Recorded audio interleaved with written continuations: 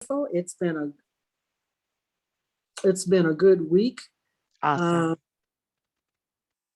Uh, this afternoon, I went out to lunch with my girlfriend. We got our antibody. We went to go get our antibodies test, and Okay. and we went out to lunch afterwards. I mean, what else are you supposed to do after you get your antibodies test? But go out to lunch with your girlfriend, right? Exactly. You know, and Because we can.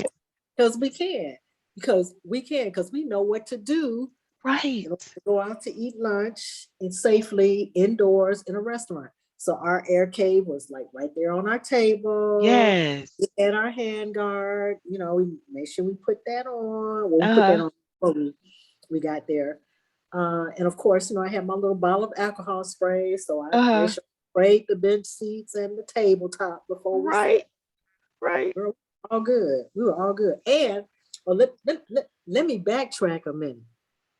Because, girl, we went into like LabCorp to get our antibody test, right? Right.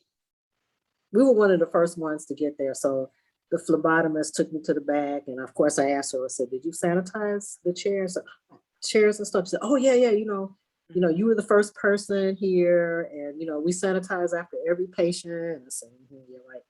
Put out my alcohol spray and spray everything. And so, so we're sitting there talking, and I said, well, I hope you don't mind because I'm the COVID ninja. That's who I am. No shade to my game. This is what I do. And we started talking about, and I said, I have a Zoom. We do a Zoom meeting every Tuesday night at 7, and we talk to folks about thriving, not just surviving through this pandemic. Her Right. ears picked up. I said, "Oh yeah, girl. So this pandemic is not stopping our game. We know how to use our stuff and everything, all of our tools, so that we can go and live good lives and not risk catching COVID." So Right. she had on, so she's looking at my mask and she's like watching my stuff and all that. I said, "Oh," I said, because she had one of those blue surgical masks on. I said, "Well, that's not the best mask on the market." And I showed her mine. I said, "This is Living Guard." I said, and Living Guard, I said, now they can't say this in the United States, but in Europe, they can proudly claim it's antiviral. There's research proving that it kills COVID. They have it on their website. And she perked up because everybody's coming into LabCorp to get COVID tests, to get to get a COVID antibody test, or do they got COVID or something like that. Plus the other stuff too, like drug testing and all that. But Right. what she's concerned, because she's in there handling patients that might have COVID, right? And I said, this is not the best mask, but what you have is not the best mask. But what I have is the very best mask. So she took the name down, and then the moment I told her, I said, well, if you put Auset-10 on there, when you go in there, you'll get 10% off. Oh, she was really excited. That's like, right. What? And then she found out they were only like $15 to $17. Oh, girl, it was. I could have blew her over with a puff because it was like she was like all for it. So I gave her our website information and said, you should come on, come visit us, Right. on Tuesday nights. I said, because we are all about living our lives and Right. living thoroughly, living it robustly, living it with joy. And so, and she was, she was a very animated person herself, and she got it. She just really got it. Now she wears gloves in her, in her job, but she, we talked about the Living Guard masks, the gloves that they're antiviral, that you only have to wash them, like they last for 20 washings, they're reusable, all of that. And she totally got it. And then she's, of course, the people want to know, well, how come this isn't widely available? How come people don't know about this? So, well, I don't know why they don't know about this. My job is just to make sure that anybody I come into contact with, if they want to know, I'm going to inform them. Right. So, I'm going to deputize everybody out here that's listening to be COVID ninjas. You too can be a COVID ninja. You too can spread the word. You too can let people know, if you choose, what's out here and how best to survive. Right. But I Right. think that the big thing is for folks to, understand how we can do stuff, how we can do, um, live our lives and live them uh, joyfully and robustly and not be afraid because we have all of our tools that we need. Yes, So, we do. okay. Interestingly enough, I went to the barber shop and they were wearing gloves. Mm, And I said, "Oh, I didn't know you all. It's the first time I'm paying attention that you all are wearing gloves." And he was like, "Yes, the owner insists that we wear gloves." I said, "Ooh, that's my end." So mm. Justin created the template for the business cards, and as soon as we get those printed, I'll be back to the barbershop. So I'm excited about that and the product as well. And Dr. Blessman, Miss Jennifer Jones, Oh, our guest Yeah, for the she's arrived on evening, the has entered scene. the room. Hey, I'm sorry. beautiful. Hi, I'm running Hey, between gorgeous. meetings and home and from my office. And I was on a call earlier with Dr. Blessman, and I was like, I got to get to my house before they lock me in the Bloomingdale's building. So I apologize for being late, ladies and gentlemen. Oh, wow. Dr. Blessman, would you please introduce our illustrious guest this evening? I will. Let me just say, this is sort of a redo because Jennifer was with us almost not quite a year ago, but maybe 7, 8 months ago, maybe 10, um, to talk about. She was in one of our inaugural, actually, Zoom broadcasts where we talked about this is how we do it, celebrating life, celebrating your events, Mhm. celebrating the things that are important to you, and how to do that safely.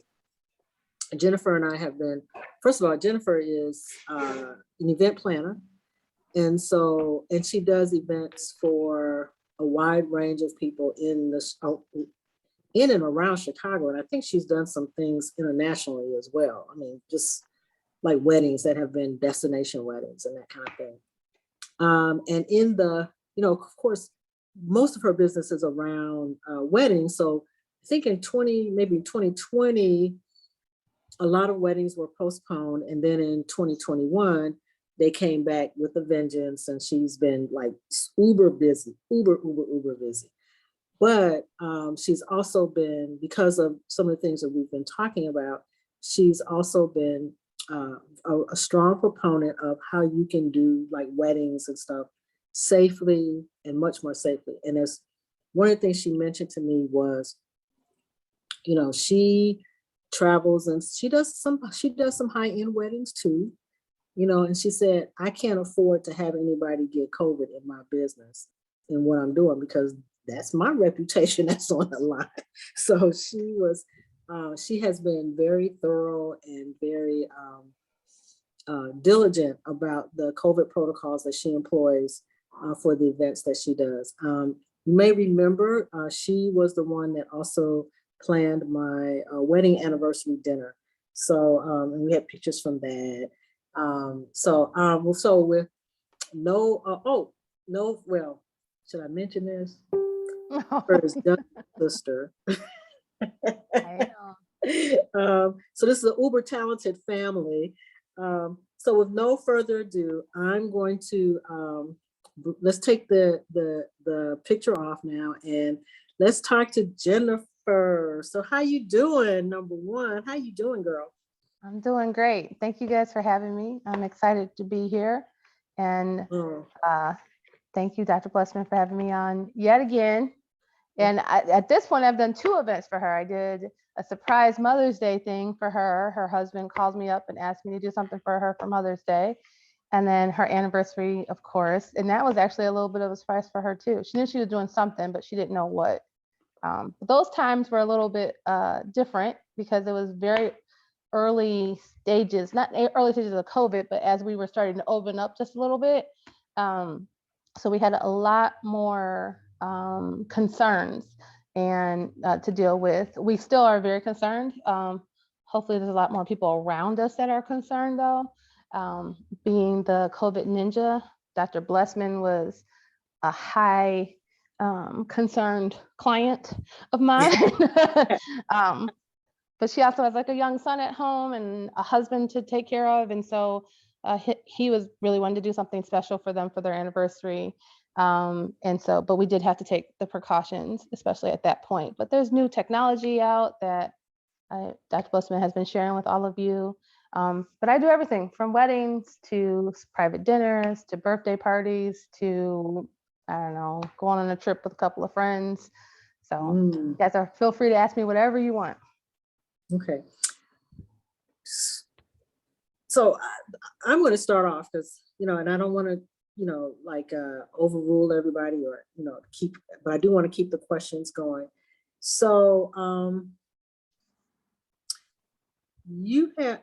can you describe, now I remember there was a birthday party that you recently did, without saying any names, of course, but can you kind of describe the birthday event and the planning that went into, I think it was somebody's 50th or 60th birthday. You remember? No, yeah. Can you just kind of describe the event itself, and then what were the protocols that you put in place so that all the guests could be safe? Are you talking about the gentleman's event? Yes. Okay. I have a client that's a man who turned actually 51. He turned 50 during the COVID year. And so people are celebrating their milestone birthdays when the following year now, actually. So he's 50-ish. And he has a beautiful home in the Hyde Park area and wanted to use his home and his backyard and his garage to host, I think it was about 125 people. But he was very concerned. He definitely requested that they all be vaccinated. They had to prove it. They had to send like their vaccination cards. But to take precautions to his own hands, he made sure that we had definitely tons of air filters all around the space, air purifiers. And then he luckily had a huge back wall in his kitchen that opens up, not just like a sliding door, but the whole wall opened up. And so we left it open so that we would have airflow throughout the whole thing. The big thing is that he had a casino in his basement. We brought in a casino. So we had to make sure that we had the back door, because if you're in Chicago, a lot of the Chicago homes have steps that you can walk from your backyard right into your basement. And so we made sure that was open, but we also had air filtering through there. So we had the air purifiers. We walked around before the party started with Clean Smart, spraying everything, which lasts, let me make sure I get this right. I believe it's 4 hours, Dr. Blessman, correct me?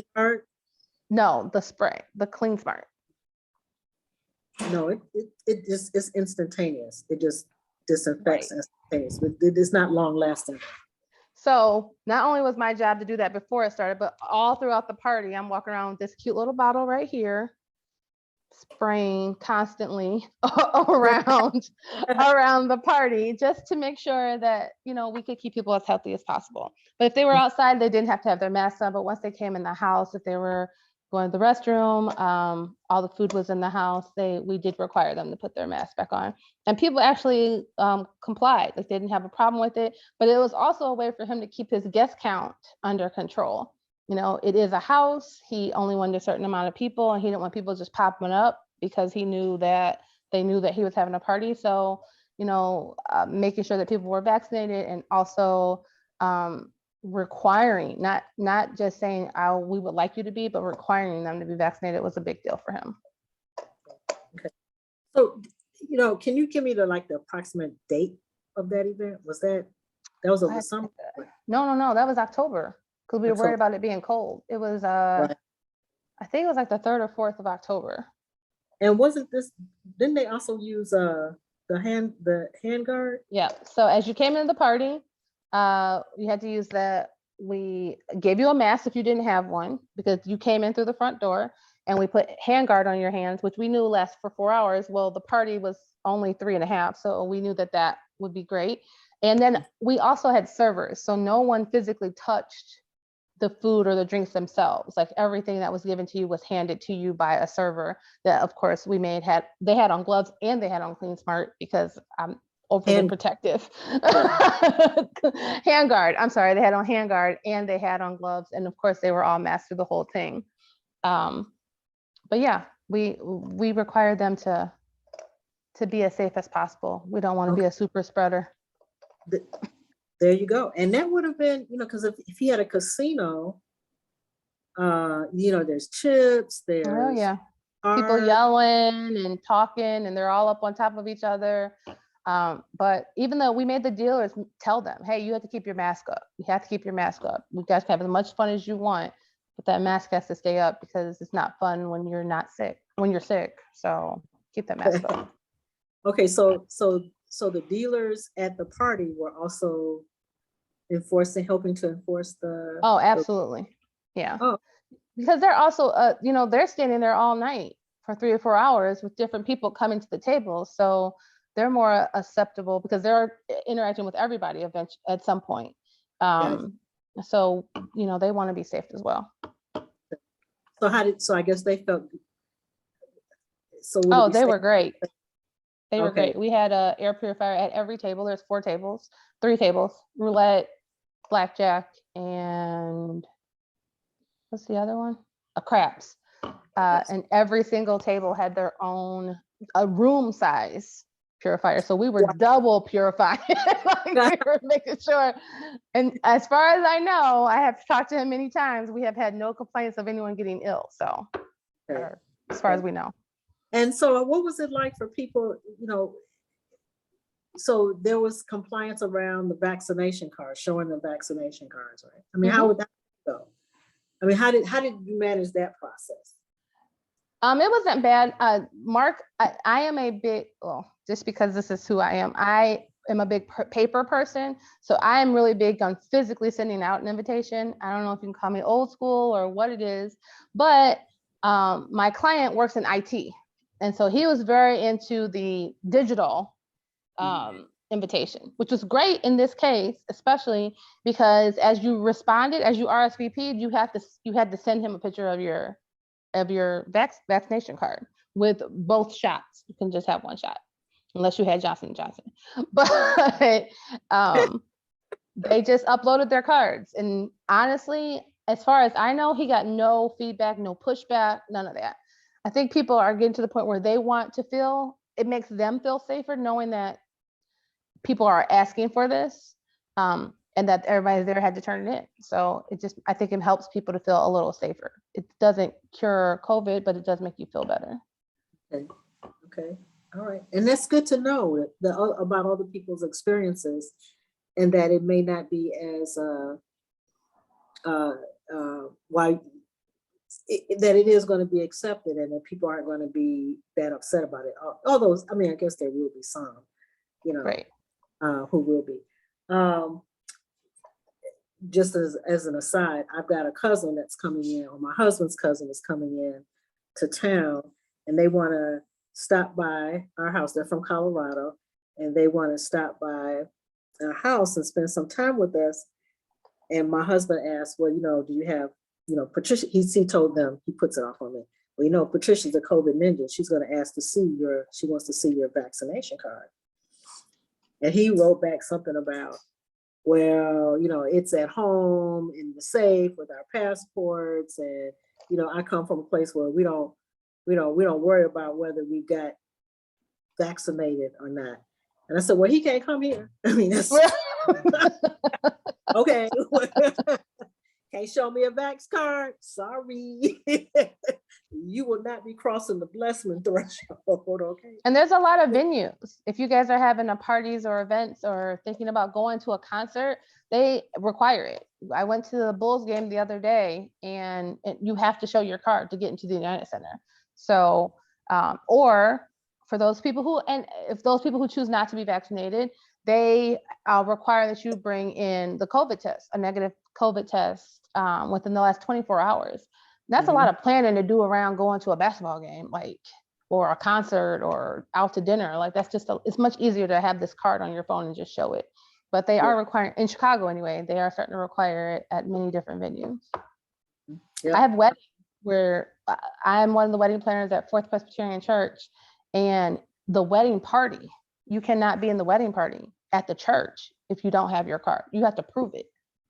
The director of events for the church requires the bride to send every single body's card into them. That's a part of the wedding party. That's a part of the wedding party. Guests can come and not be vaccinated. We wouldn't know, but you have to be masked up the whole time that you're in the church. So I know a lot of the religious buildings are requiring it too. So. Okay. Wow. Okay. Yeah, I'm getting ready to go to what is it? The Urban League's dinner, Golden Fellowship dinner, this Saturday. And there, usually there's several thousand people at this in the Wacker ballroom, and they limited it to only 1,000. To only 1,000. A lot of people. Yeah, there'll be a lot of space for sure. And we have to show vaccination cards. We had to upload them. There's this process called Verify or something like that, where they, you have to upload your picture and you have to upload your card, and there's some kind of manual. They look at it, make sure the picture, or I don't know how they verify that is you on that vaccine card. But anyway, you got to show your vaccination card. And of course, even with all of that, even in a room full of vaccinated people, trust and believe I'm going to have my air cave. Trust and believe that there's a couple of other people that I know who also have their air cave, along with my hand guard. And I'll be around my entire table, because usually at events like this, you are passing things around, whether it's the dressing or the bread, the bread basket, or whatever. So we are, yes, I will be the COVID ninja and say, yes, this is a new product. It will protect your hands for the next 4 hours while we're here. Okay, right. You're going to be good. Of course, I'm pretty sure a lot of other people are going to be coming around asking for some of that special. They do. Wow. Okay, so that was a birthday party. And you were telling us a bit about weddings at Fourth Press, but let's go through a wedding ceremony, a recent one that you may have done anywhere. I mean, so what are people, besides being masked up while during the wedding ceremony, only the bridal party can not have masks on, but they have to be vaccinated. What are they doing at receptions and stuff to make sure that everyone is safe? And what are they, what about the older people who might be in the family who are coming to be at the wedding? What are they, special precautions? So any large event, especially that includes alcohol, people get much more relaxed with their needs of protection. I don't know, I think alcohol kills COVID and we just didn't know it yet, but for somewhere in their minds, they think that it does. But in my case, the most recent wedding I had that wasn't affiliated with a church was at Motor Row, which is in Chicago on Michigan and 23rd, I think. Beautiful venue, huge. And they have an open air courtyard. We did tint it, but not wall tint, just tint the top of it. It was unnecessary because it was a very hot day, but it was very necessary for flow of air in the space. It was 293 people, which is quite large, especially now. Most people's weddings are much smaller now because of COVID. A lot of people don't want to come, or a lot of people don't want to fly. If they're coming from out of town, they're not comfortable getting on airplanes yet. So it was the largest wedding I had this year, I think. But we had people who leave. They come for the ceremony because they know everybody that are going to be masked up. And once cocktail hour hits, people leave because they know people are going to take off their masks because they're starting to drink. We pushed cocktail hour outside up under this tent purposely because of that, but still they're very, everybody's really close. Everybody's talking and laughing and, hanging on each other because it's so fun. They're happy to see each other. They don't see each other in years, or I don't know, they're just drinking. And then when they sit down for dinner, it's required that all of the staff be masked up. And because you can't eat if you have a mask on. So it's very difficult, if you ask me, to have a wedding reception and not require that your guests have either been tested within the last 48 hours or have been vaccinated. It's just not, and not just a reception, it's any large party or like a conference or anything like that, because people are talking and they're mingling and they're, it feels good and normal. It feels like what our normal everyday life would be before COVID, going to an event like that. So it gets really hard. So it's really important that the facility is pumping in air, that they have systems in their air conditioning systems that, constantly pump in air and rotate it out and, are purifying the air as well. I've had clients who have bought their, especially their older family members, air caves, and miniature purifiers that are just personalized for them, so that, their grandmother or grandfather or elderly parent or a parent period doesn't get sick. I definitely always recommend that my bride and groom wear them. The personalized ones, it may not be cute when they see it, but most of them come in white. They're not big. It's not like a big deal. The guys never care, but they are getting touched and approached and someone's in their face constantly. And so having some sort of protection is really important to me, because they don't want to get to Hawaii for their honeymoon and be sick the whole time they're there because they got COVID from their cousin. So, and luckily for me, I wear one the whole time. Like, I wear my mask the whole time, and I wear my personal own air purifier the whole time, only because I am around them all the time. Like, I am in someone's either coming to touch me or coming to ask me something, from the staff to the guests to the bridal party, the whole time. And I have a wedding today and tomorrow and Sunday, so I can't be sick. So I can tell you that I haven't been sick since I've received it. I did have COVID the very beginning of 2020, February, March, I think it was. I spread it around my family, which includes Justin, who's on the phone or on the call. And since then, I have been trying to follow the protocols as closely as possible, so that, one, I can work, and two, I don't want my family getting sick, or my friends, or anybody I'm around. Right. Because that's a lot of people that you're going to be around if you're doing a wedding, Friday, Saturday, and Sunday. And if it's 300, just on average, 100 people? At least. At least 100 people at each. So they could be 300 people over the course of 3 days. Okay, yeah. Right. So if you're hosting an event, like for the guests that are on the call, if you're hosting an event, remember, you're the host. So everybody's going to come to you. Everybody's going to want to talk to you. Everybody's going to want to touch you. Everybody's going to be around you. So you need to protect yourself as best as you can, because they get to go home, and then you're in your house, left with all their germs.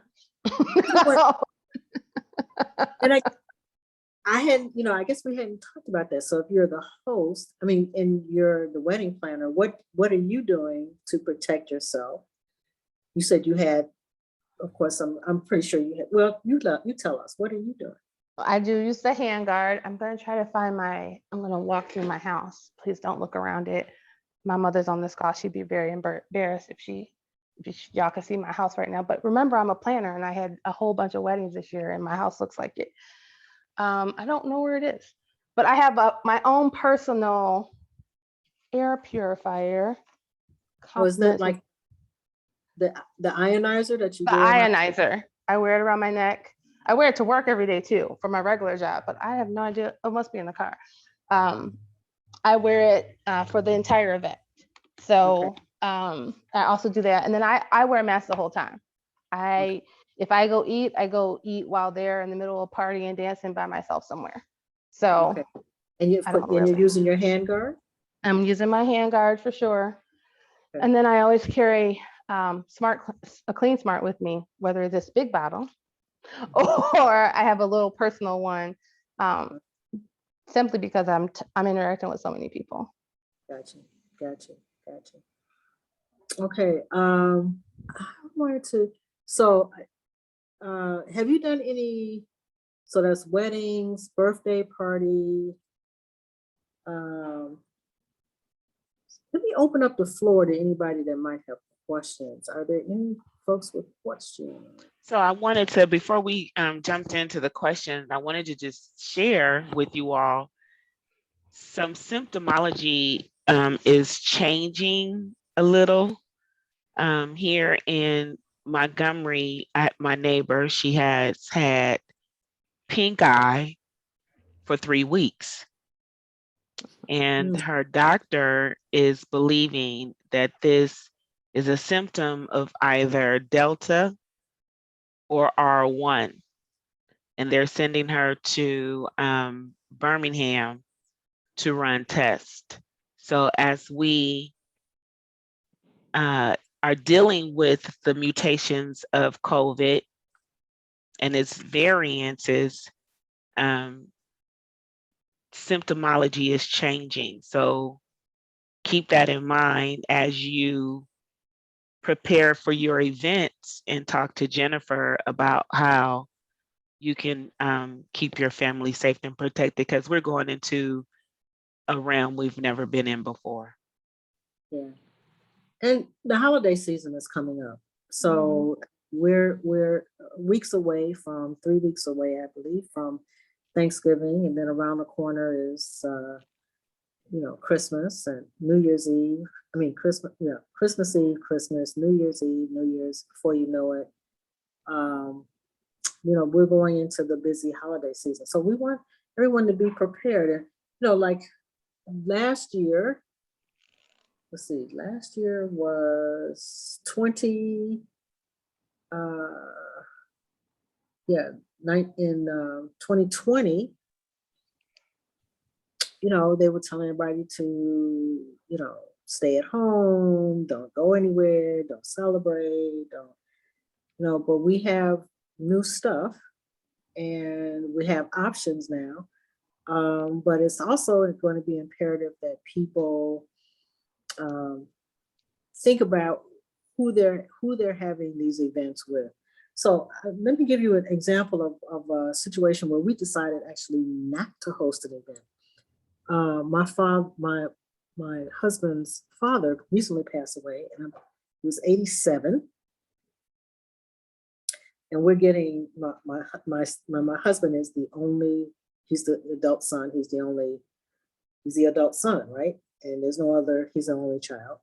And some of the other family members who are older or about our age or older are pressing him to have a memorial service for his father, who was also in that small town that they live in. He's a well-known figure in that small town and a beloved figure.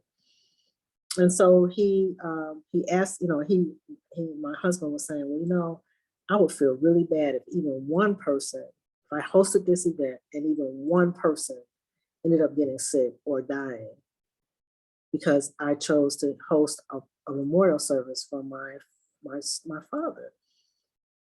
And I said, well, and he was really torn about this, because there's also this pressure from family members and esteemed family members who want him to have this memorial service. So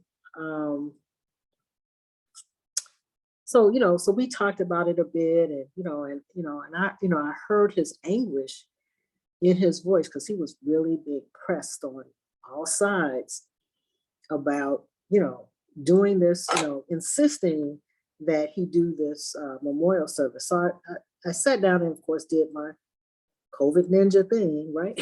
and said, okay, well, let's take a look at, because rather than me just saying it, I just said, okay, well, let me just spell it out. So I spelled it out for him. I said, okay, here's the location, Mason City, Illinois. And then I said, okay, here are the participants. They're likely to be members of the community, all of them over 60. That's probably going to be the youngest person there, 60. But most of them are going to be in their 70s and 80s and approaching 90. So we're talking about a high percentage of people with comorbidities and the highest risk population out there, because his father was 87. The community itself, I said, let's think about the community. They have, we've been down there several times, and we know that they have a low adherence to the biosafety protocols. Folks aren't wearing masks, don't want to wear masks. It's kind of Trump territory, kind of, sort of. Okay, so I mean, whatever that means.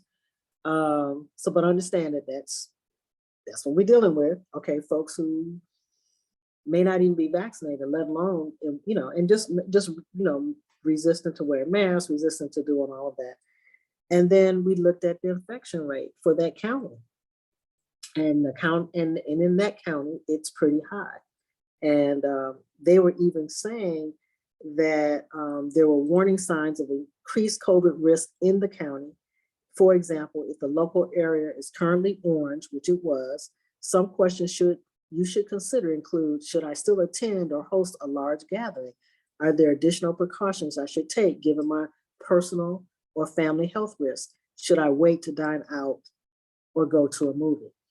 I said, now, this is the community, who they are, what the risk factors are, because these are all older, elderly people that would be going to this event. Given the risk level, do you still want to proceed? And then we went through all of the things that you would need to do, because I said, okay, this was your elderly grandmother. What would you want her to do if she were to choose to do something like that? We talked about whether it could be outdoors or not. If it was indoors, what kind of space would you need in order to, to make sure that there was good ventilation or in allowing adequate space around, whether you would have food or no food, because, in that community, what's a memorial service without having a repast? And he was a big, they do that. Do you want to make a disclaimer, that while we've taken every step scientifically possible to help prevent the spread of COVID and to increase your safety, there is no 100% guarantee. And also remember that his father was a fairly, he has some deep pockets, so we don't want anybody suing us. Okay, that's an issue. Do we want to, so we talked about all the things that you would need to do everything that you possibly do, like showing your proof of vaccination, living guard masks, as opposed to having, making sure all guests had living guard masks, but, because they're all elderly, living guard masks.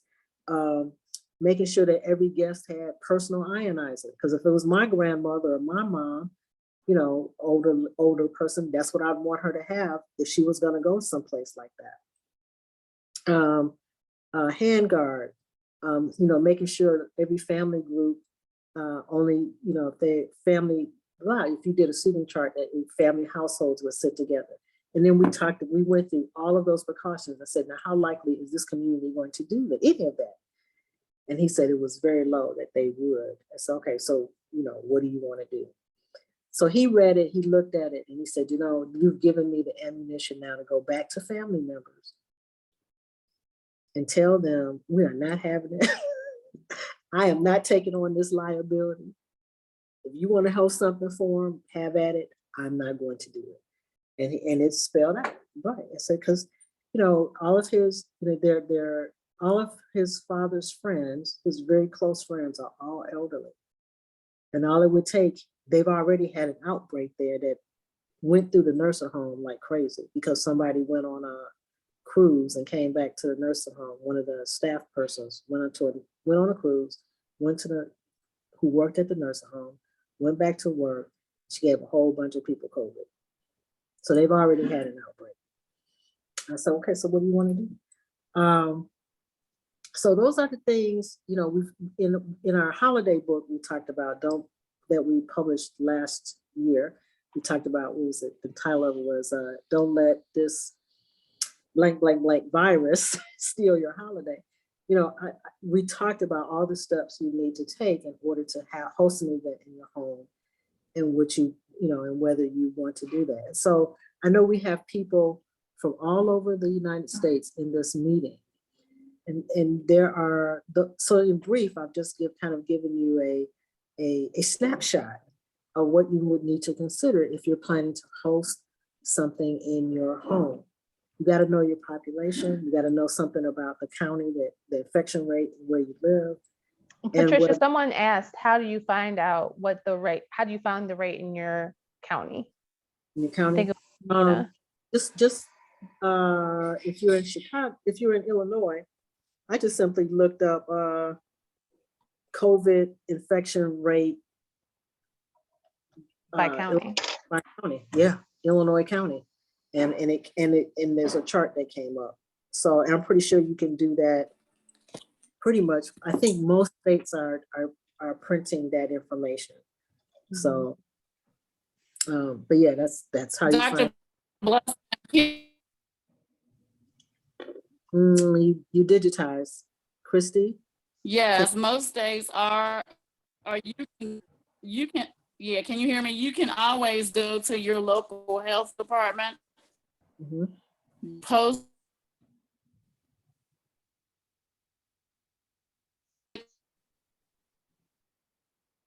We lost you.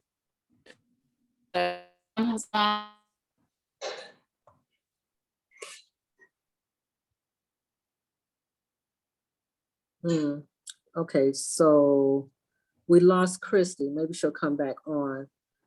She was saying that you can go to your local health department. I do believe I found it online, and I think, okay.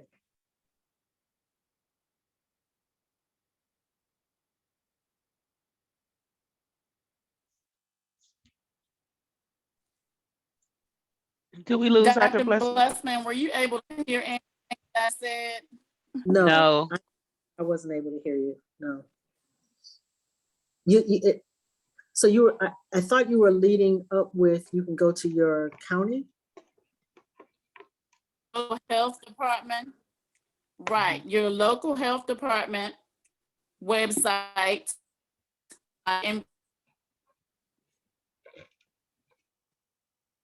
or to Johns Hopkins COVID website that you can go. Did you hear me then? Yes, you went to it. It was going in and out.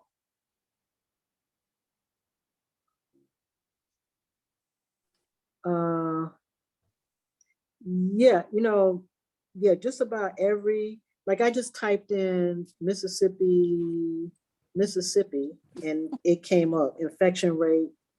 Let me see if I put in the word county.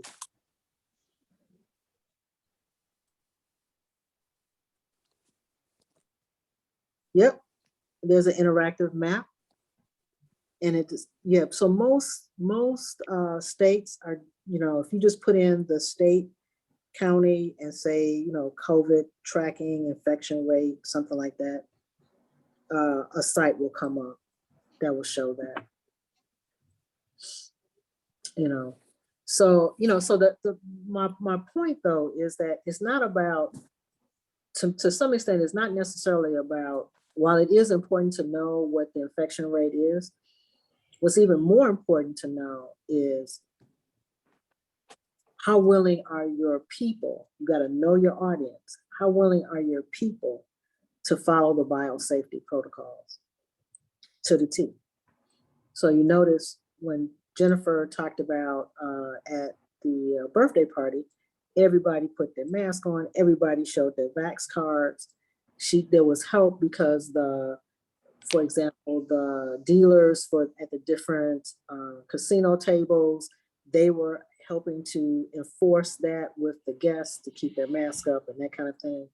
So I think that's really important. You got to know your audience and who you're dealing with. So if you know that you're dealing with folks that aren't going to wear a mask or aren't going to keep their mask up, then you maybe want to think twice about whether you want to host them at a party. You know. You can always do it viral too. You can ask like people who don't want to come because they're not vaccinated or don't want to show you their card. Send them a cute little package, put a camera up in the corner, and let them be a part of the party via Zoom. Okay. Yeah. There's a bunch of ways to include people without them physically having to be there. Most of my weddings, especially my weddings, are all on Zoom now because either the location won't let them have enough people or people don't want to travel. So we always have a camera set up somewhere.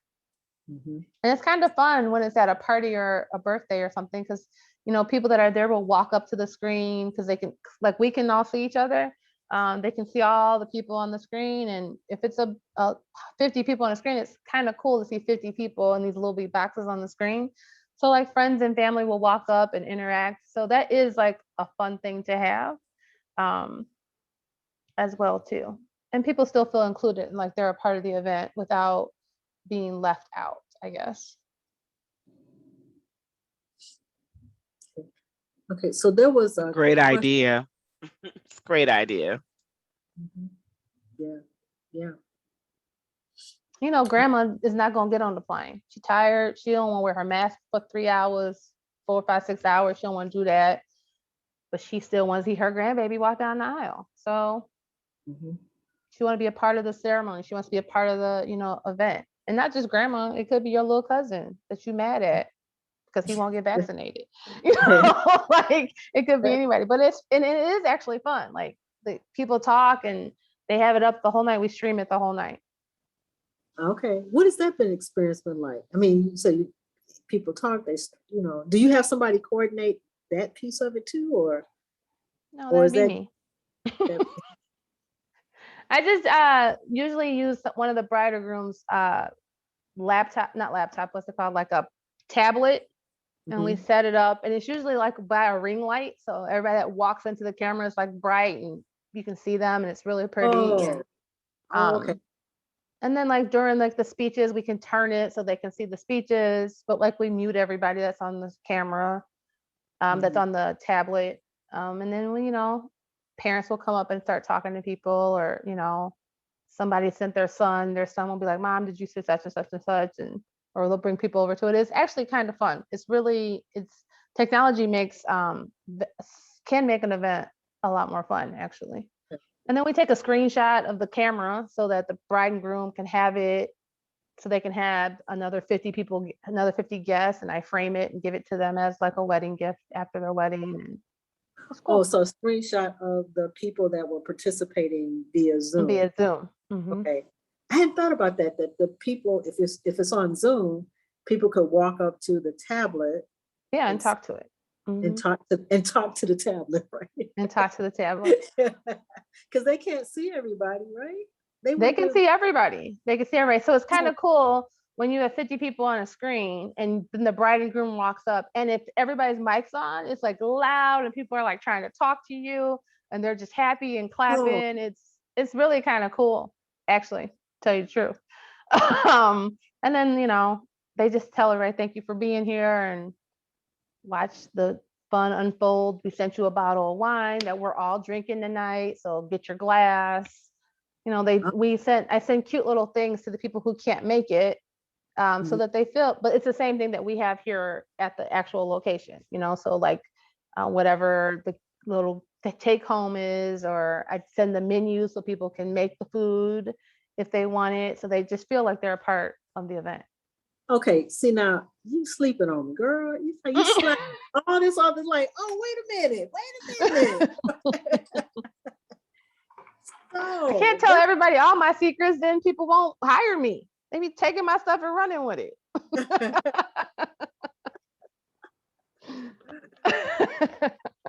You guys are more than Okay. willing. Feel free to take that. It's actually really fun. So take it and use it as much as you can. It's more important that your family is around you on special occasions than me trying to keep it as a business prop. Okay. Okay. So you said, so the people that can't come, they might get, so that's part of the wedding budget. Well, I guess that would be cheaper than actually having them come, right? Yeah, a lot cheaper. A I mean, whole lot cheaper. Saves them a whole lot of money. okay, it's like, that's $75 a plate. Exactly. And 20. Okay, we can do Correct. this. Okay. Correct. So you send them like the party favors, the menu. Yep. The menu, and like a couple weeks out. So we send it like 2 weeks before the wedding. We send them like either a bottle, like a miniature bottle of wine or champagne that we're using or drinking that night. So that way, when we have like the dads give a toast, or the maid of honor and best man, or whomever is giving toasts, you know, they can be a part of the toast. It just makes them feel like they're a part of the room. And then depending on like where you are, what type of venue it is, we can project all those people on a screen. So everybody that's in the room can see all these people because it's projected from the laptop or the tablet onto a screen. It just feels like they're a part of the room.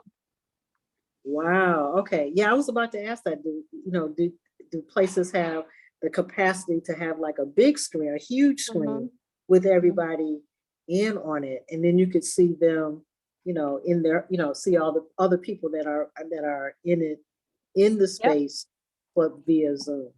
They get dressed up and everything like they're at the wedding. It's really cute.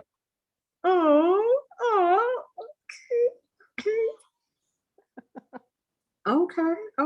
Ideas. Okay.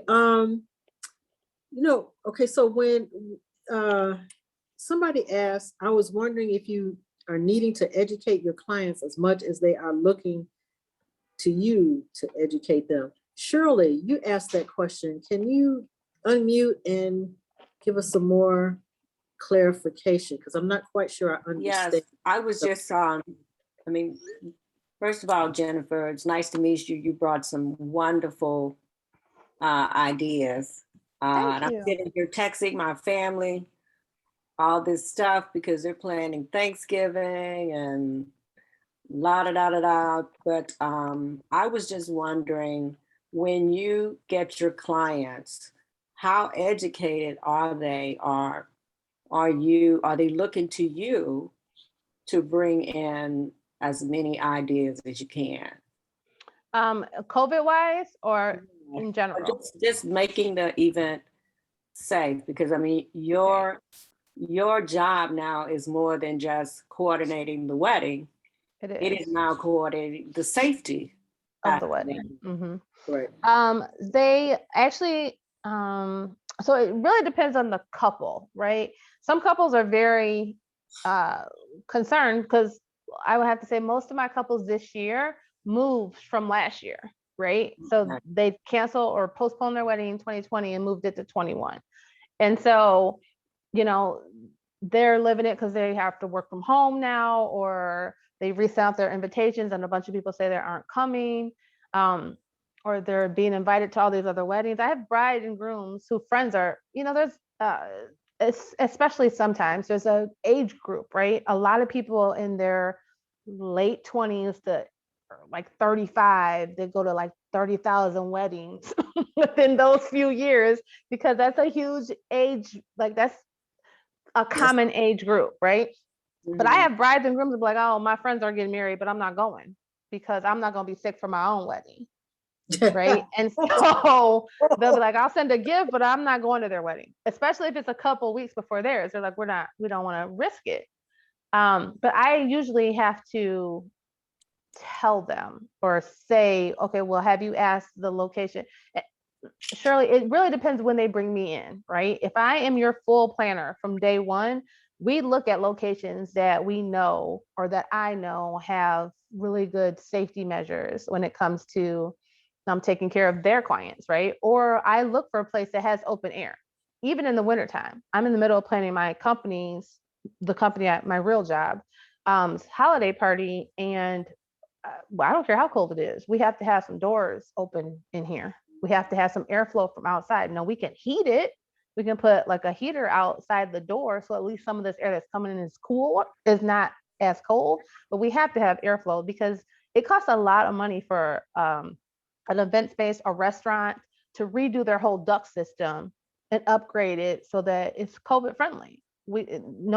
Very few places can afford that large of an air purifier. So I have to let them know that. I have to tell them, like, let's think about this in a different way. If they tell me, no, I want this place, I don't really care what it is, well, that's fine with me too. I'm going to protect myself. And I'm going to tell you how you should protect yourself. I can't make them do anything. But they usually want that. They usually want to know because their guests are scared to come. And Right. so they like to pass that information on, like, well, this is what we're doing. This is what we want to do. And I strongly, they send to save the date and then they send their invitation, but a couple weeks out, people are now starting to send a little note or a text message or an email that says, this is the venue, this is what we're doing to help keep you guys safe, this is what we're requiring of you to do to help keep all of us safe. I try to phrase it more like it's a community thing and Sure. not that I'm just worried about myself or, the couple's just worried about themselves. So that's what I do. Gotcha. And people are usually really more thankful for it or happy about it than I've never had pushback about it, to tell you the truth. Right. Because people want to go. We're tired of being in the house. Mm-hmm. Yeah. And that's been my experience too, that, that people have been, contrary to what folks might think, oh, nobody's going to follow that, or they're going to be upset if we require that.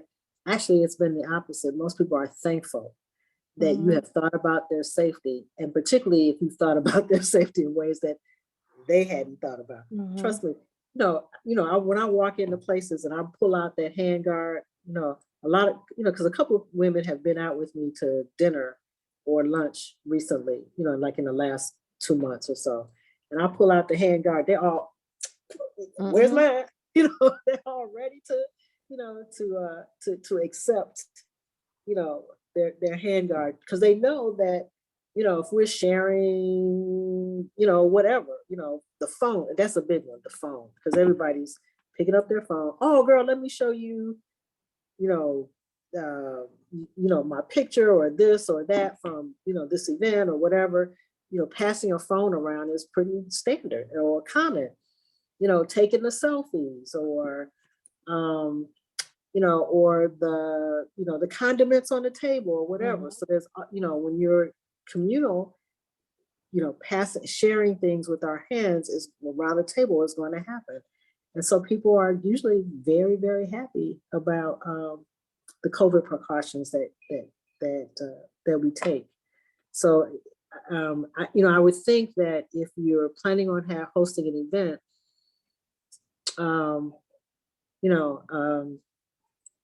it'll be interesting to see, like, for example, it'll be interesting to see what my husband does, because he's going to give it to the family and let them decide. And maybe they'll decide, you know what, we want to have this memorial service, so we're going to do everything that's on that list.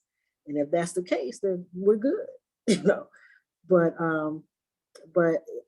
I think that, we should hold the ground and do, you can't unlearn what you know. You can't unknow what you know. So now that you know it, press on and do what you got to do. Okay, any other questions? Do we have any special events happening in the near future?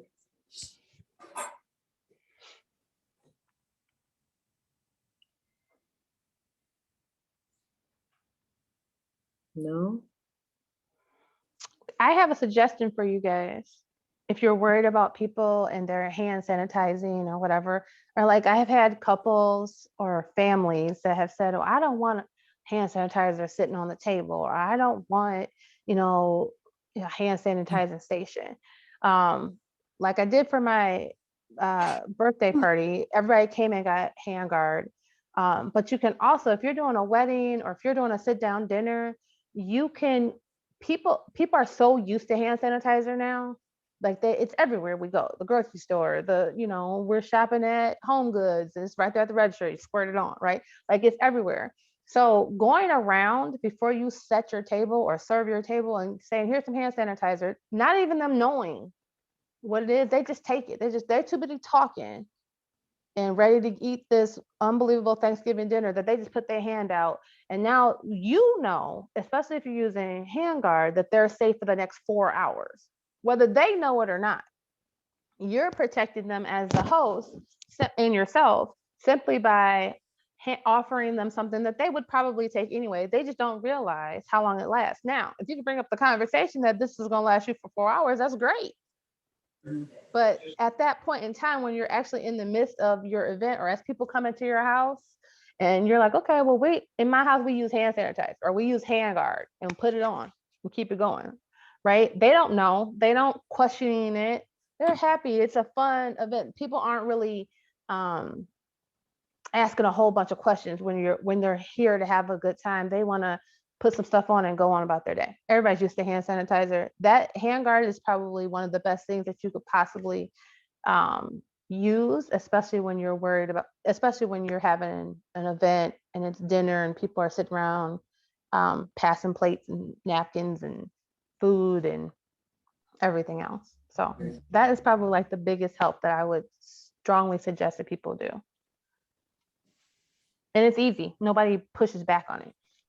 I would agree with you, Jennifer. I was a director in a wedding and I had my skin guard and I squished everyone that came through that wedding double door, and they did not push back at all. If anything, they were saying, this really feels good. Where do you get it from? It does feel good. It feels very different than regular hand sanitizer. It doesn't smell like bad tequila. It feels really good. It feels good. Bad tequila. It does. Some of the hand sanitizer smells horrible. Yes, you're right. Cool. Okay. Well, I'm not going to drag this out. It looks like we have covered the topic from A to Z. And so I'm hoping that folks will feel good about the events they're going to, and know that they can use, what they have, the tools that we've shared with them to go ahead and live joyful and robust and full lives, as long as they're willing to practice, whatever they need to do. I guess there's one other area that we haven't covered, and that is, what do you do if everybody else is not following protocols? I guess we have off and on, we have talked about it, like about being strong within yourself to follow the biosafety protocols, even when everybody around you might not be or might not even care, Right. Right. You can't unknow what you know. So, so you have to, do what you need to do. Okay. Thank you, Miss Jennifer, for. I know, right? This was awesome. Thank you for having me, guys. Yes, this was awesome, Jennifer. I'm like really excited about what you're doing. Dr. Blessman shares with me all of the wonderful events you host and coordinate, and the business is growing. I'm so proud of you. Yes, exciting, very exciting. Make sure we got to put your business on our website so that people can have access to you on a different platform as well. And I know Dr. Blessman is wrapping us up, but I just wanted to address our community.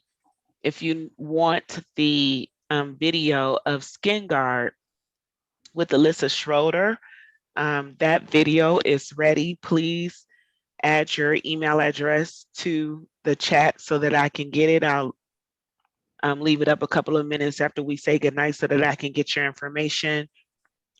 We are editing the video back for Living Guard on the mask because I want to use it for Google and some other platforms that the organization is starting to venture out. So I'm going to pull that video back so I can just get that information so that we can get those masks out there. And then, you know, Christmas is around the corner. Kwanzaa is around the corner. Hanukkah, all the holidays, high-end Diwali, holidays. Yep, gift giving season is around the corner. It's here, really. So make sure that you get your orders in to uh, Skin Guard. It's hard for me to pronounce the name of the company, but you know what I'm talking about. If you need a form, please email me. I'll send that form out to you. It seemed like it's been working. I believe some of you all have been using Zelle, and that works too. So thank you for that. Living Guard, you all know that they have multiple products now. Besides the mask, they have the t-shirts, and I think he showed us nursing scrubs as well. So I want to make sure that that will be on the website so that you will know that Living Guard has these other products. And then, of course, the Air Cave, which is actually now making, they have media attention. They've been on a local news station. So people are becoming well aware of the Air Cave. Make sure you get you one and be in the in crowd. This virus isn't going anywhere.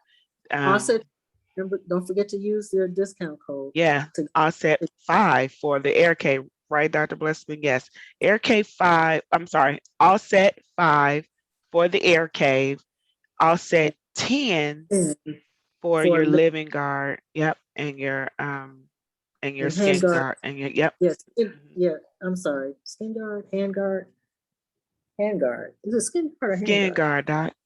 Okay. This today. Yeah, the 10% is already, the prices that we quote you has already gotten the discount already applied. So you're Yeah. already getting.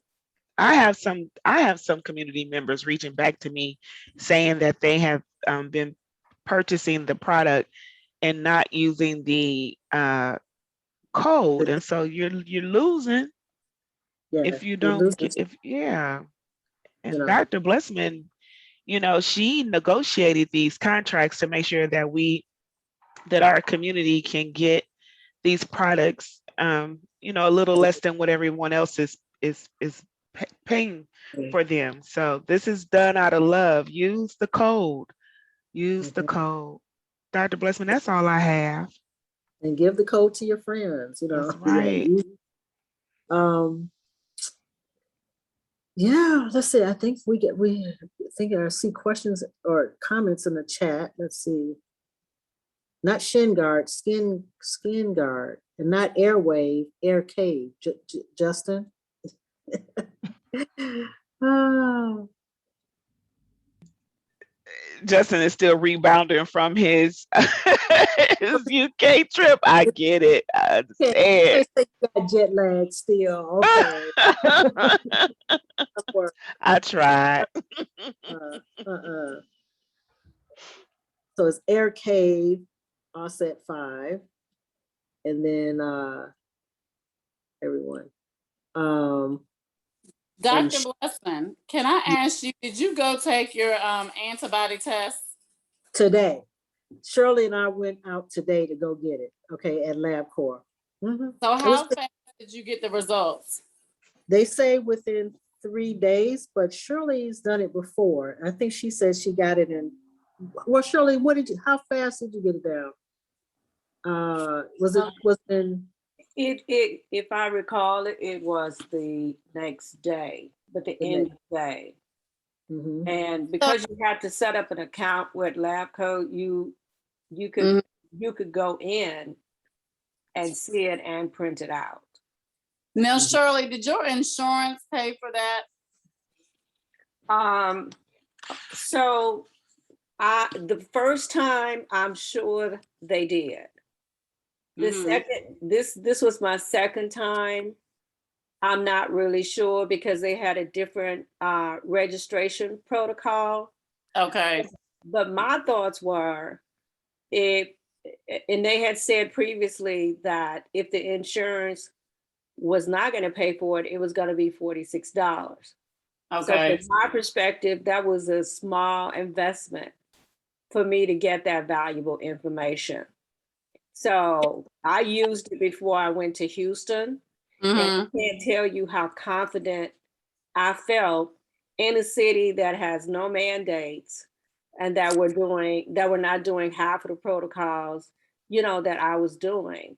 So I went there feeling secure, and I took a test before I left, and I knew my status. And so when I got on the plane, I knew, you know what I'm saying?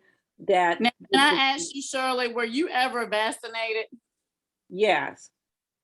Okay, so I'm going to share my story. I went to CVS here locally in Virginia. We can go to CVS or Walgreens, and Mhm. they don't have the breakout like LabCorp does.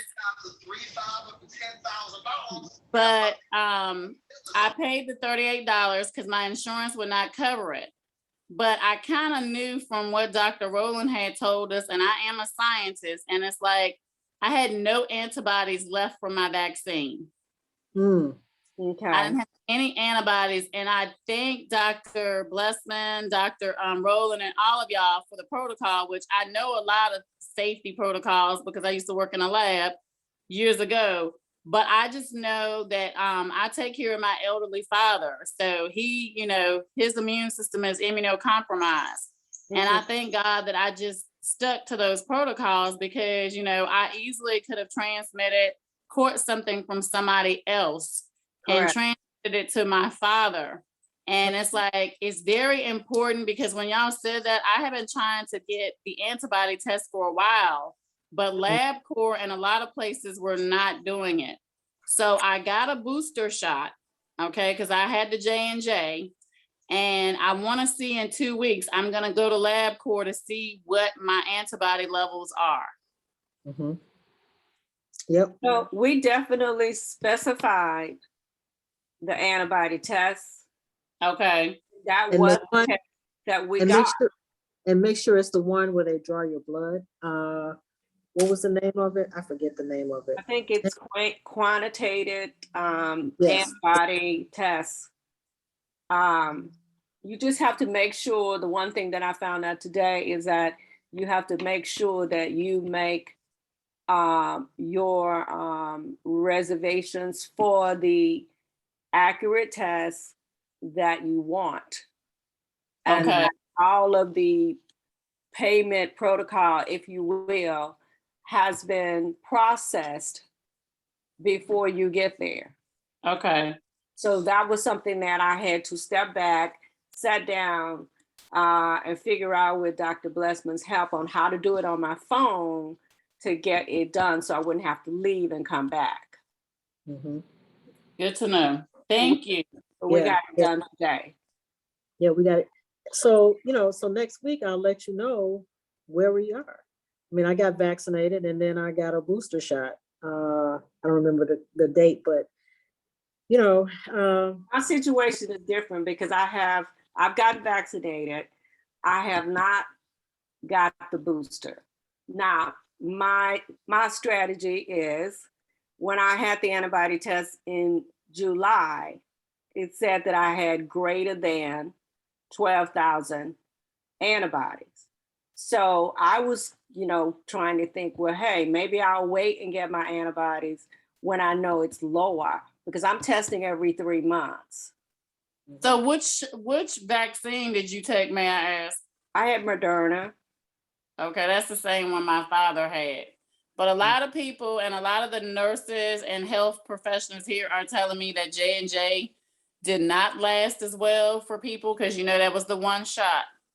And they did do a blood test at CVS, but it's a quick blood test. They actually do draw blood out of your finger, but it's not like they're drawing like a tube of blood, like LabCorp is going to do. Yeah. Right. And I would think that that's more accurate. It probably is, but any of your blood should have shown if you have any antibodies. And I just say that because I'm in Virginia, which is, we have our governor's election tonight, and we do not have mask mandates. So people are not wearing masks, older people. And I kind of got on the people when I took my dad to vote in my little hick town.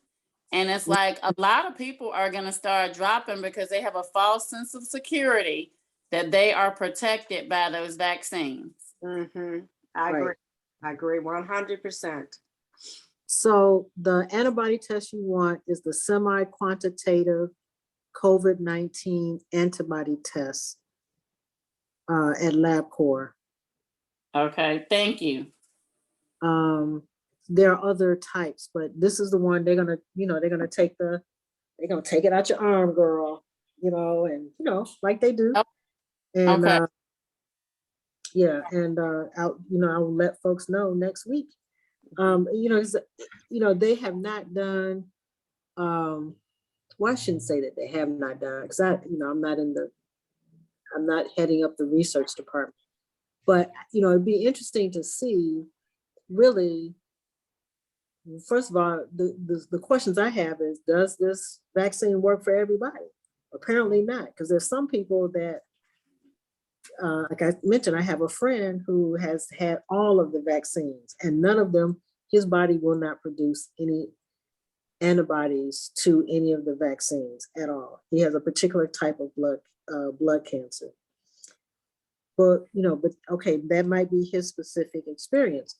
But we don't know if there are other people out there. We don't know if you really just because you got the vaccine, you're presuming that you have antibodies. You may or may not. Okay.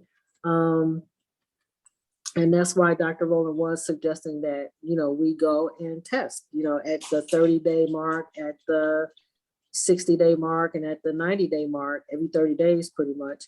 Do you really have antibodies? Are they really, persisting? And your body might be different. My body might be different from Shirley. Shirley's body might be different from Michelle's. How fast they cycle out the antibodies, we don't know. But it might be important for you to know for your own reasons, just to make sure. Like, I'm getting ready to travel hopefully to the Netherlands for Thanksgiving.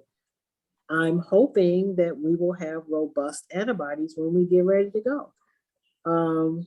Be nice, but also realize that, I'm still going to practice 100% and be 100% diligent about practicing my biosafety protocols, no matter what.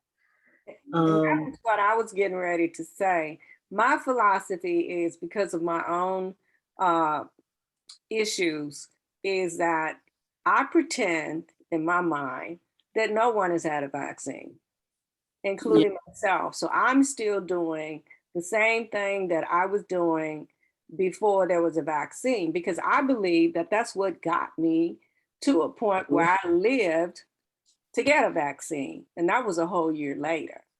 So I think if we continue to be adamant about staying safe the old fashioned way, it's going to go a long ways. Because there's too much unknown right now. One day we read this, and then the next month it's changed. Mm-hmm. So who do you want to depend on? I want to depend on myself. So I'm just going to do the right thing. So I go to physical therapy. I went through physical therapy through the whole pandemic until they shut it down when they opened it back up. I was taking my purifier with me for every visit. I still take it with me for every visit. I have never stopped. Still wear my mask, no matter what anybody does. That's the main thing, is keep wearing your mask. I tell everybody that. My allergist told me that we have to wear our mask, and he's an elderly man. We have to wear the right mask. You have to wear your mask.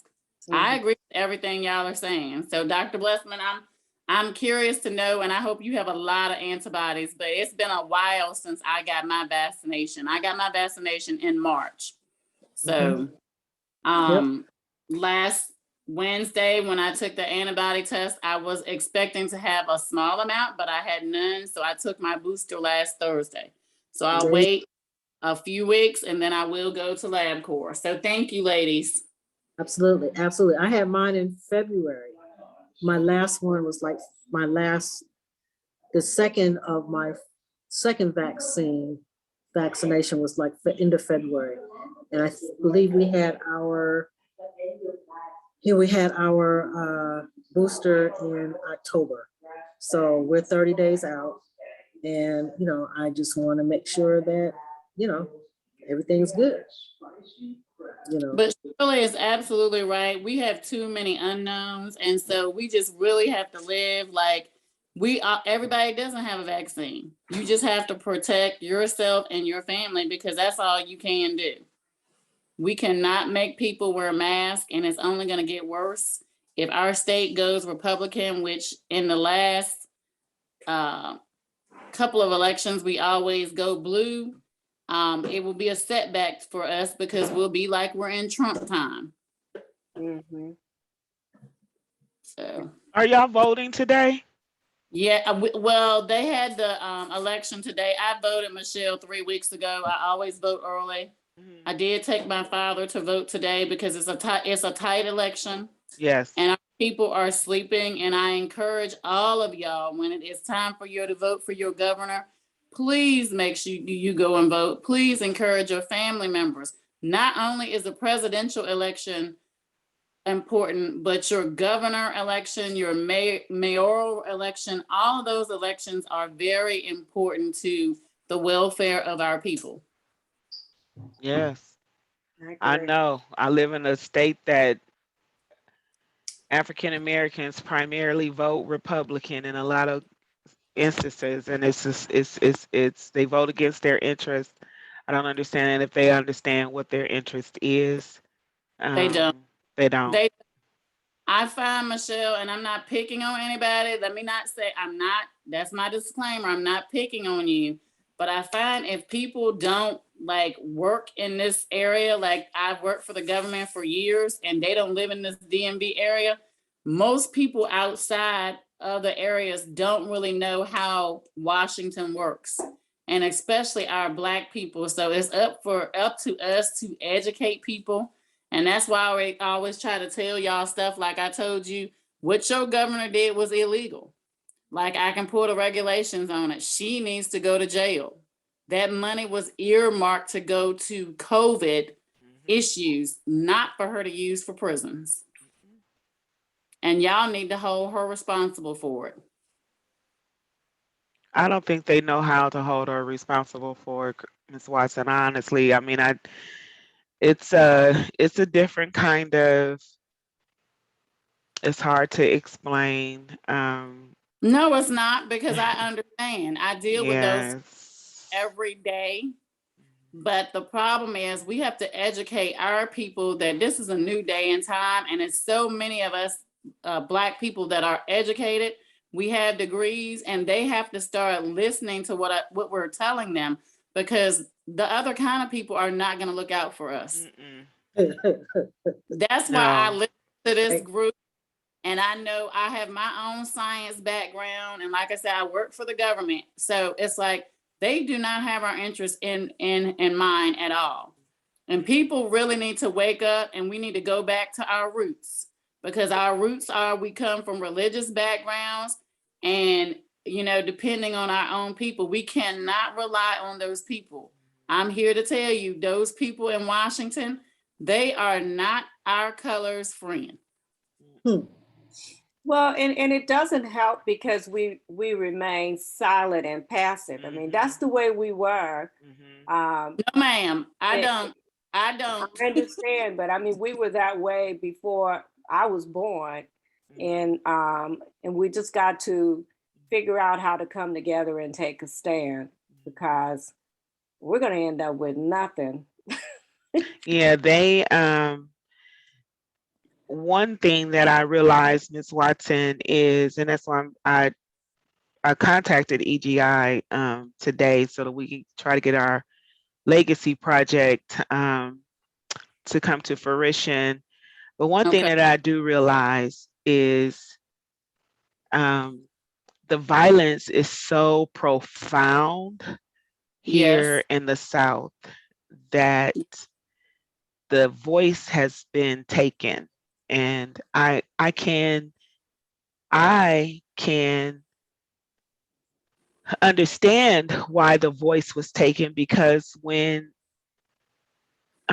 discrimination happened to me in 2013, before it had happened, I was very vocal on Twitter and just getting into Instagram. And I look back and I told somebody the other day, I said, dang, if I would have stayed with it, I would have been a social media influencer. But the trauma of the discrimination and the place that it had left me in took my voice. I Mm. couldn't write anymore. I didn't have vision. It was just like a 6-year uh, blank. And so I'm gonna share this story. And I know we're gonna wrap it up. 2 years before my grandmother was born in Arkansas, about 50 miles outside of her town, 236 Black sharecroppers were hung.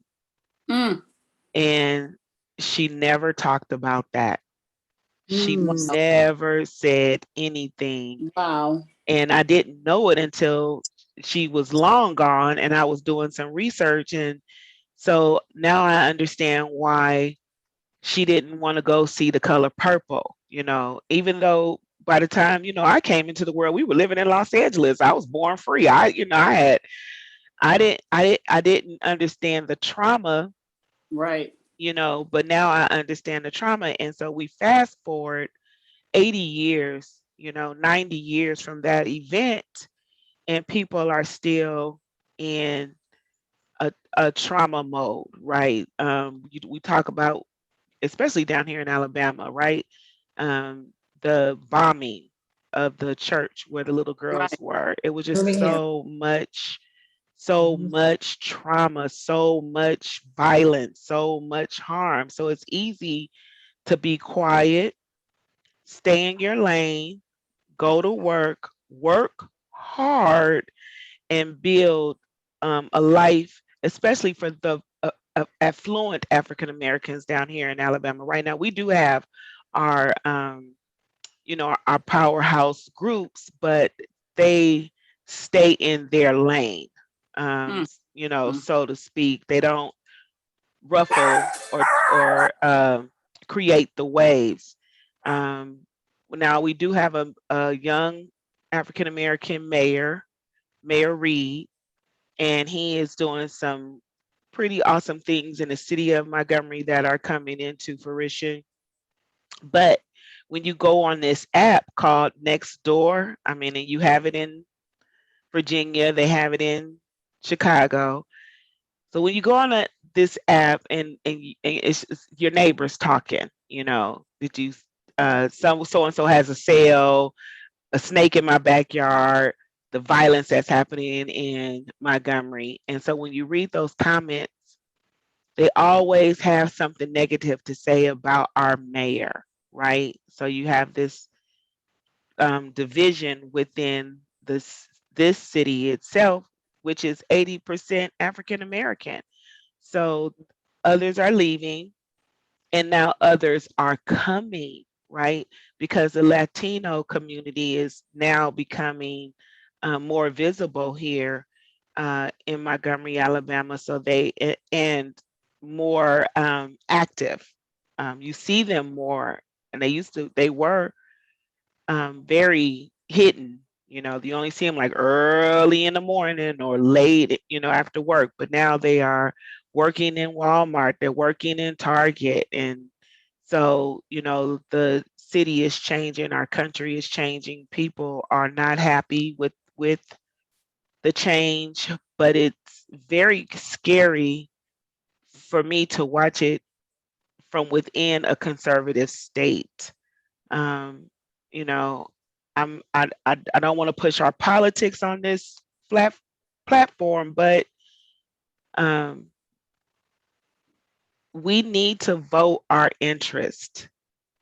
We need to vote our interest, and that's just you know, if you need health insurance, you need to vote for health insurance.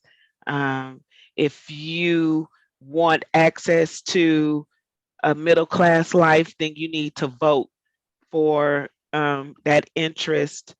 If you allow these corporations to run amok, and the way that people are mobilizing now, right? History repeats itself because we are pushing this country into autocracy, and we've never been there before. We haven't seen it ever, and then our power as people will be taken away, and we really wouldn't have an opportunity to share with each other in this vein, because this is actually a privilege to be able to get on Zoom and to share with our community every Tuesday night at 7 o'clock. This is privilege, and it's a part of freedom. And who's to say in the next 4 or 5 years, even if we're still in this space doing this thing, that we would have the opportunity to even do it? Because when you push into autocracy, then things change. That should be scary for African Americans, because our history here has been so so hard. And but you know, you got to get people involved. You have to get people talking to each other, and you and create some understanding. I'm watching the Virginia race, Miss Watson, very closely. As soon as I hang up we hang up from the call, I'm gonna go turn the TV on so that I can see the results come in, and I'll definitely hope for the best for the state Yeah, of Virginia. we all need it because we set a precedence here. Oh yeah, you Right. do. And if that man gets in, I'm telling you, we're gonna be set back like 50 years. Yeah, and I mean, maybe And that's something that has to happen. we as a No, people, no. I hear you, but we all have to band together because the power is in our purses. It And is. we have it, and we have the numbers. But until we drop that stuff that we don't get along with our neighbors and our fellow man, we never will have anything. We have to start working together. We do. We have to go back before I was ever born. We have to go back like we were in the civil rights movement time. They're gonna push us back there, though, Miss Watson. That's what's gonna happen. They're gonna push us back to a place where we're gonna have to figure it out for ourselves, so that we can, you know, because it doesn't know what this autocracy, what this country will look like if we're pushed into that, up against that wall. We don't know. We don't know what autocracy will look like. I personally, and I have predicted this for the last 20 years, Michelle, is I think that we will have an all right civil war here in America. And we will be on the losing end. And that's just I can't say that. I can't say that.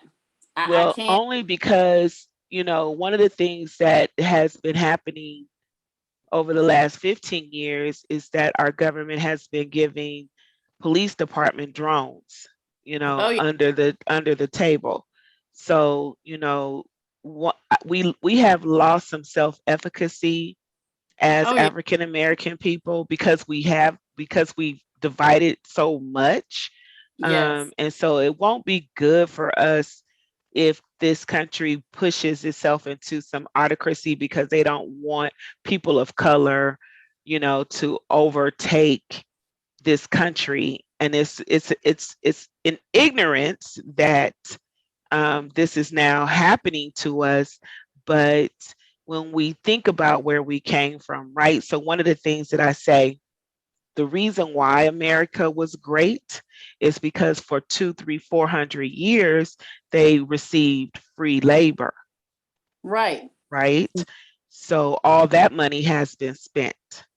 Well, let me just say this to you, and I'm not being negative, But if they keep not wearing masks, we're not gonna have to worry about them. Exactly, exactly. That's right. You They right. are gonna commit genocide. They committing. Okay, so yeah, so that's what I wanted to leave with on that is the symptomology is changing. Yes. It's changing. No one has pink eye for 3-4 weeks. Yes. It's changing, and we don't know what it's changing to. I haven't seen my neighbor in like a month because she's been in the house. She can't come out. Where did she get the pink eye from? Her 3-month-old grandbaby. The great grandmother got it. The grandmother got it. The baby had it, among other. She had a cold, which we don't know if she had Delta or R1, but she gave it to her grandparents on her maternal side, great grandmother and grandmother. So we're going to be watching how this pandemic plays out. Please, if you can get vaccinated, right? I don't even really push a vaccine, but if you can't get vaccinated, it would be in your best interest to be vaccinated if you can. If you decide not to be vaccinated, please make sure that you are protecting yourself and others. And that means that you have purchased our Living Guard mask, you have some Skin Guard, you have some Clean Smart or Force of Nature, which we're gonna look into Force of Nature as well, because that product is cost saving. It has some cost savings, and the amount of product that you can get from the money that you spend. It's like a Clean Smart, but it's a tablet. You add water, and it kills COVID as well. Make sure Yeah. you have your biosafety protocols in place. Make sure the people are not coming in your house with the shoes on, washing your hands, and the social distancing. You have to have all of that, plus the oximeter, right? The oximeter, the thermometer, and the COVID PCR test if they work on Delta and R1. So, Yeah. We're still evaluating what are the things you need to yeah. have in your and what to do should you get COVID. Did you get COVID? Yeah. Yeah. We're going and that's a question we're going to address, not necessarily this week. We've got 5 Tuesdays in November, and we're still Okay. at what the calendar is going to look like. But anyway, Yeah. folks, it's 8:40. We're going to start Yeah. wrapping All this right, up. Doc. We've spent a lot of time on products this Yeah. last almost like 6 to 8 weeks. And it wasn't because we're trying to hawk anything or sell anything. This is about making sure you have the tools that you need to live full and robust lives. And so Right. we're going to move forward. I think everybody here has come out of this hopefully being savvy consumers. Yep. I think that hopefully people know, how to decide in terms of how to look at products and make good decisions based upon their knowledge of the 7 F's and an R. We've shared with you, what we think are the best in their class, the products that are best in their class, and what it is that you'll need. And I'm ready to move on to some other new topics. Yes, me too, Doc. So it's like, been fun. okay, we finished the product discussion, and everybody's so like, okay, I think you all got it. So, we'll be peppered with reminders, but basically you all have it. So let's talk about what's coming up in the future. We're going to have a discussion about what happens if you get COVID, how you should, what you should do immediately upon a diagnosis. I think Ms. Shirley and I have been discussing that and talking that through. And I was glad that we did, because somebody I knew told me that 2 of her workers recently had a COVID diagnosis, and she was just like, it was an employee, agency head, ED, executive director, and she was like just alarmed and just upset that, because her employees got COVID. And so I was immediately rushing her information about, what she could do for them or what information that they would need. So next week, we're going to have a full, wait a minute, before I talk about next week, thank you, Miss Christie. Thank you very much for adding to our robust conversation. Thank you. Yes, thank you. yes. And everyone that has contributed. You all, everybody here is just, I just love this group. Okay, so next week, For adult you- conversation. Go ahead. Oh, Yes. this is Annie Brown. I just want to say to Michelle before you go on, I got my skin guard. Yay! Yay! Thank you so much for all your help. You're Yeah. welcome. So I gave it to my children and they, this really supposed to stay on for 4 hours or 8 hours? I said, yeah, although they didn't send me any brochures or anything, or do they have them? I can email you the fact sheet. Digital. Okay. Yeah. Okay. Mhm. Okay. That'll be fine. Um, But thanks again. You're welcome. Mhm. So next week, we're going to have a special guest. Oh. Mhm. This is adult night. Oh. Adult night. Oh. Love and sex in a pandemic era. Oh, we got to get that out tonight. Love and romance.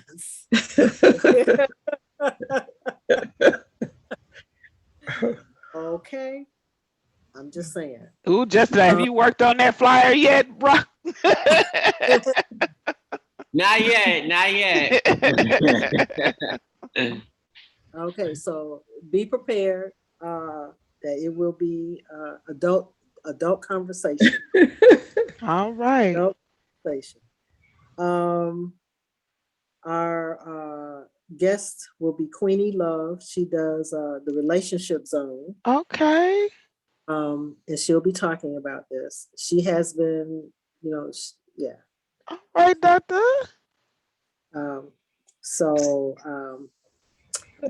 Yeah. Thank ready you. Okay, so because it's that time of year. Yes. Summer is winding down. Folks are trying to figure out who they gonna Who they gonna wrap up with? It's getting cold. Just saying. Oh my goodness. Things you might want to think about doing. Okay. All right, doc. Before you settle on your snuggle partner for the winter. Now I realize that there are folks who are married and may not have the same kinds of issues, but I know that there's a lot of single people in our group, and yeah. Well, yeah. So even if you are married, right, and your partner catches COVID and they're asymptomatic, right? Right. I mean, I'm not gonna give away the I ain't gonna give it away, but yeah. There's some things that because we do know of people who, I mean, what happens if you're married and somebody comes down with COVID? Right. What are the changes you got to make and for how long and all of that? So right, not tonight, Daddy. But not yet. So I'm just saying. So next week, get your cup of tea and coffee or something stronger if you like, and come join us for let's have this conversation. Yeah. And some adult conversation. Yes. Okay. That was a surprise for me, team. Like Dr. Bless, when we talk all the time, I haven't had a chance to talk to her because this job is killing me. So this was a surprise. Thank you, Dr. Blessman. All righty. So it's 8:47. Thank you, everyone. Thank you. Melvina, Patricia from London. Yes. Hey, Trish. Sharon, Eddie Joe, Elizabeth. Thank you, Jennifer, for sharing your information about events and event planning, and how to keep yourself safe as a host, or how to keep yourself safe if you are going to an event. But also showing us that there is a way to have weddings and to have events and to keep them safe. Thank you, Dr. Cato. I see you on Yes. Nia, Miss Felicia Jones. Thank you. And again, Miss Watson, of course, you are amazing.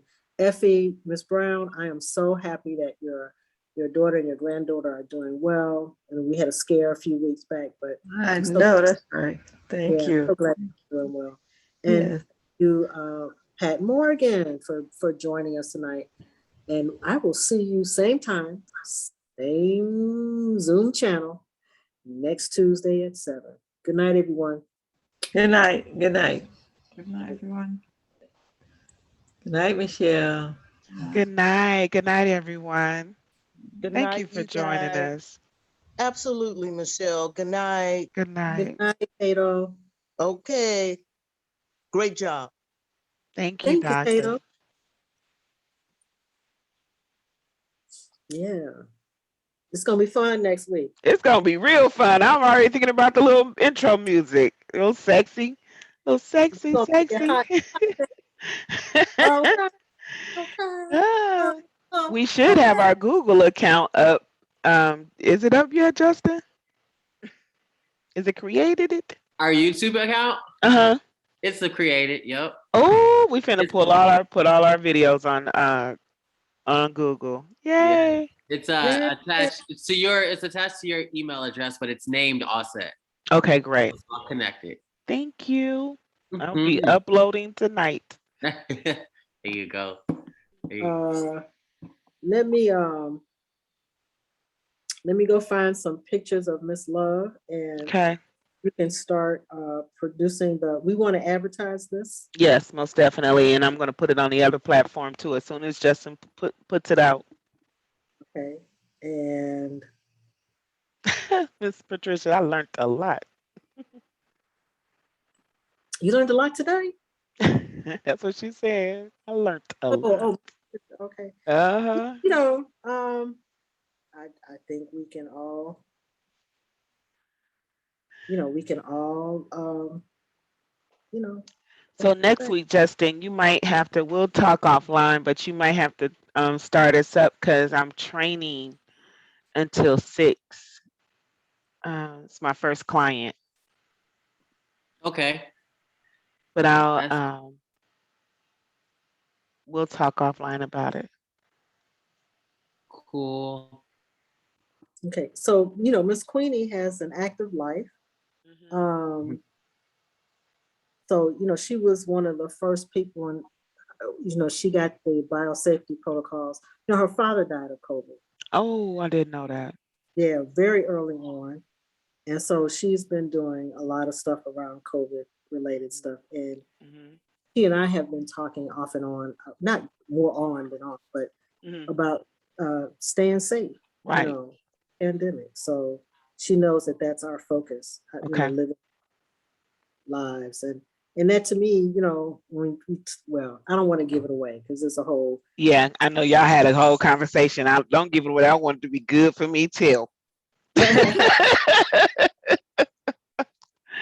Well, the three, so this is the teaser statement, work, love, and play Mhm. are the three areas of a person's life that Right. needs to be full and robust.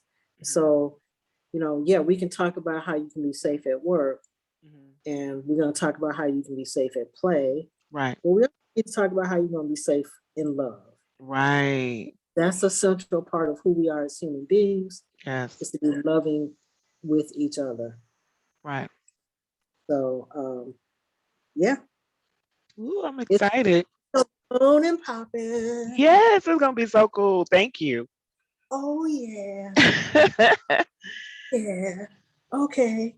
All right, Doc. Well, I'm gonna roll it up. I gotta be in we're doing guided mocks this week, and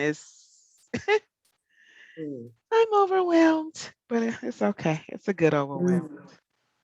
I'm Okay, so I learning. see a picture that I like of her, but I gotta see if she'll send it to me. Approves it. Okay. All right. Yeah.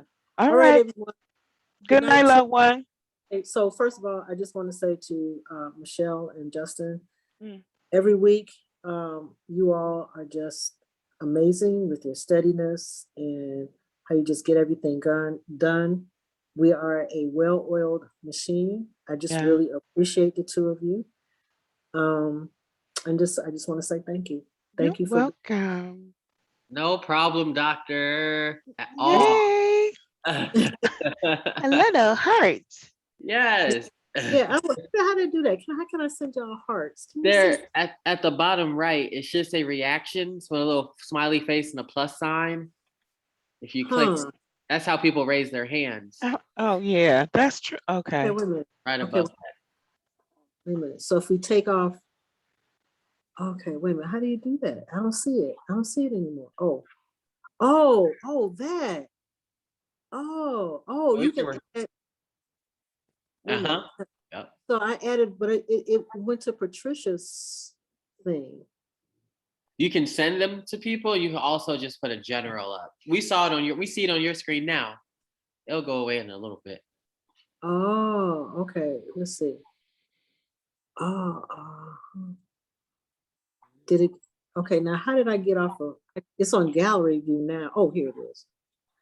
Got you. Okay, so when it shows up, what does that mean? I mean, if I do that, It's just a reaction, Doc. Mhm. so how does it show up on your screen though? I What does see look like? it. Does it show up on my screen or does it show up on everybody's screen or? We can see it. Oh, okay. Okay, but Only I see a celebration on Justin's screen. Yeah. Oh, so you all are adding your own. Oh, yeah. Yes. Gotcha. Even Patricia jumped in. Okay, Yeah, guys. I just All right. experimented too.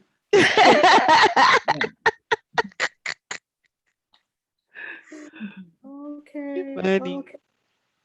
Sex in the City tomorrow. Okay, next week. Well, you can't. That was that's a working title. You got something better, go for it. Well, we You can't know. steal Sex in the City, but we can say we'll figure. I don't know. Sex, love, and COVID. No, COVID and sex, love. We'll figure it out, Doc. Okay, y'all use your. I mean, Yeah, it's we'll getting late figure for it out. me. It is. Me too. I can't Y'all think of do it. nothing. Yeah, y'all, what can I say? Right. And there's this picture of, I don't know if I can show it to you, but this is Queenie. And I want to get picture. I want to get that picture on the, I wonder if she'll let me use that. She put it on a filter. I wonder if we can get the. I'm going to send it to us, ask her if we can have that picture. Okay. For our. Ooh. Woo-woo. That is too cute.